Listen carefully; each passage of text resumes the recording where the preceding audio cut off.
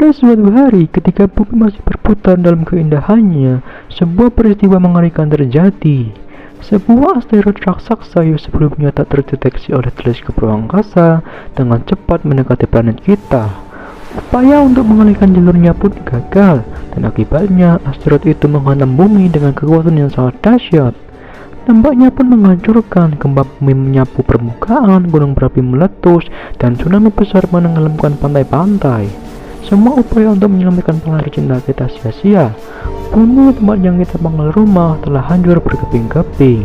Namun di tengah kehancuran itu ada sedikit harapan yang tersisa. Ilmuwan-ilmuwan terbaik di dunia telah bekerja keras untuk mencari solusi. Mereka menemukan bahwa Mars, planet tetangga kita, mungkin merupakan tempat yang layak untuk dihuni. Dengan cepat, rencana evakuasi disusun. Kapal-kapal antariksa besar dibangun untuk mengangkut manusia di planet Mars. Setelah perjalanan yang panjang dan melelahkan, manusia tiba di Mars. Mereka disambut oleh pemandangan yang tidak pernah mereka lihat sebelumnya.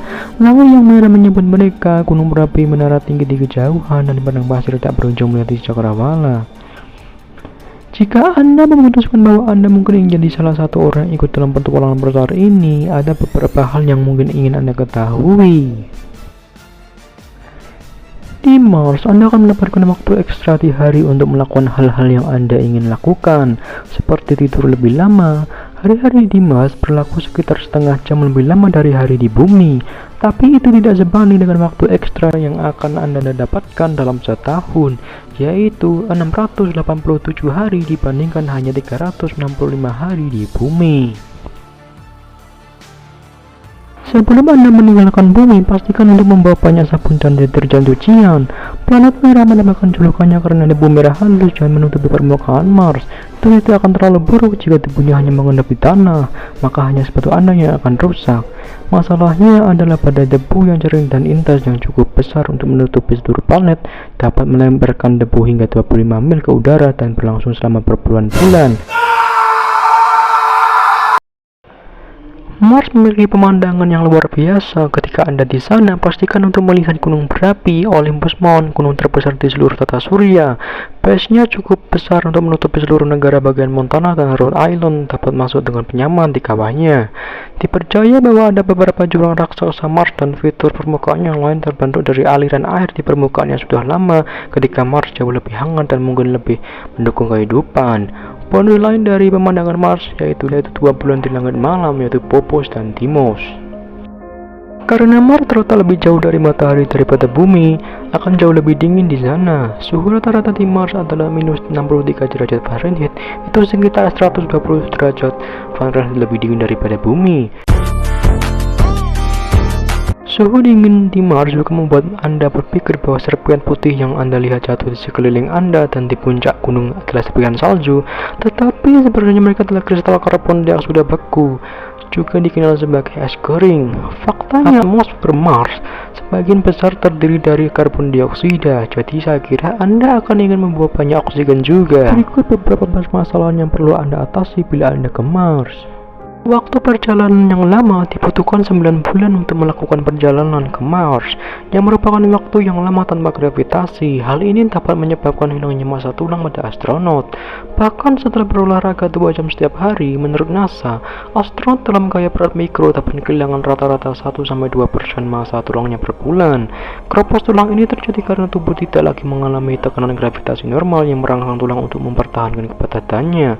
Akibatnya tulang dipecah dan diserap kembali oleh tubuh lebih cepat dari pembentukan kembali, sehingga menyebabkan penurunan massa tulang. Hal ini merupakan kekhawatiran yang signifikan untuk penerbangan luar angkasa jangka panjang seperti misi ke Mars, di mana astronot akan berada di dalam gaya berat mikro untuk jangka waktu yang lama. Untuk kembali dari Mars, pesawat luar angkasa membutuhkan bahan bakar, namun semua bahan bakar akan habis dalam perjalanan ke Mars, sehingga perlu ada cara untuk mengisi bahan bakar dari sumber daya Mars. Selain itu, tidak ada air atau makanan di Mars, jadi semuanya harus dibawa dari bumi atau produksi di Mars. Lingkungan yang berbahaya.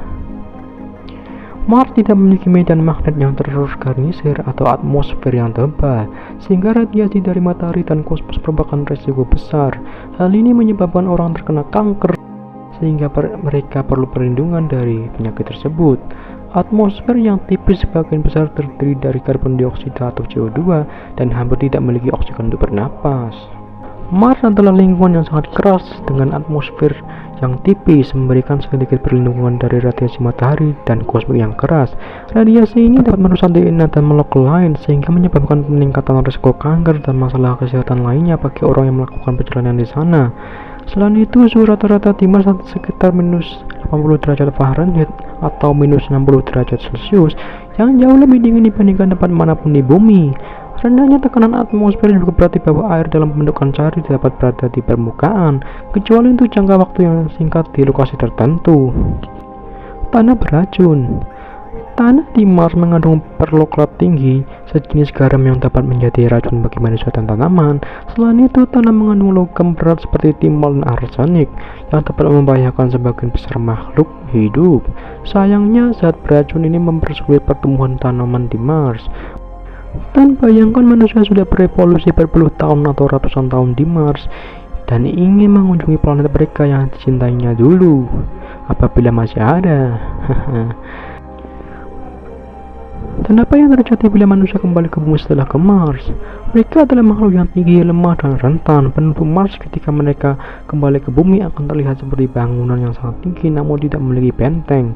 Saat mereka tersandung, Anda akan mendengar beberapa tulang bergerak dalam prosesnya.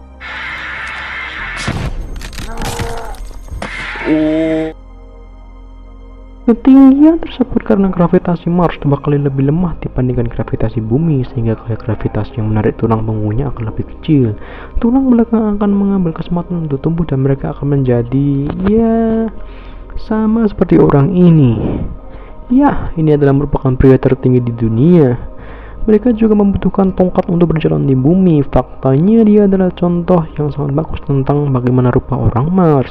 Struktur tulang mereka tidak akan cukup kuat untuk memungkinkan mereka berjalan di bumi tanpa berjalan terhuyung-huyung atau tersendat-sendat, atau setidaknya menekan tulang mereka hingga patah. Apapun yang terjadi, mereka tidak akan bisa melakukan perjalanan hiking tanpa tim medis di dekatnya, atau mungkin duduk di kursi roda.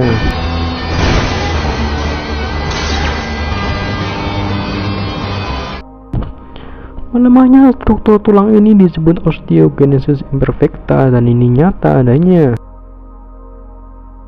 Mereka adalah benda-benda yang rapuh dan lucu sehingga saat kamu menepuk punggungnya sedikit saja atau bahkan terlalu banyak kekuatan, bagian belakang tulang rusuknya akan patah atau bahkan langsung patah jika kamu adalah salah satu.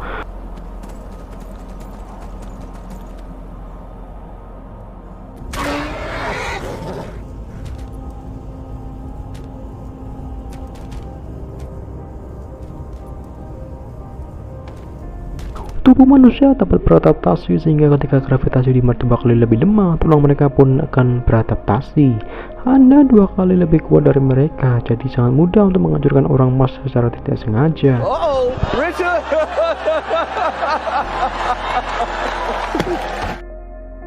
Berikutnya adalah mereka mungkin akan mati karena gagal jantung setelah beberapa saat. Jantung mereka akan membesar karena rendahnya gravitasi Mars, yang berarti bahwa jantung penduduk Mars perlu berolahraga mempompa darah ke seluruh tubuh dibandingkan jantung penduduk bumi.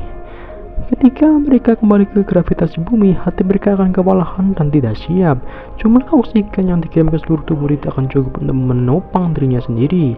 Dan dalam waktu dekat, mereka mungkin juga akan mematahkan beberapa tulang terprosesnya.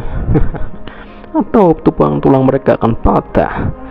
Bagaimanapun Anda melihatnya, jika mereka tidak melakukan operasi untuk memperkuat tubuh mereka secara artifisial sebagai persiapan untuk perjalanan mereka ke bumi, mereka akan mati atau terluka, dan mereka bahkan mungkin memerlukan pengawasan orang dewasa. Sekian, terima kasih.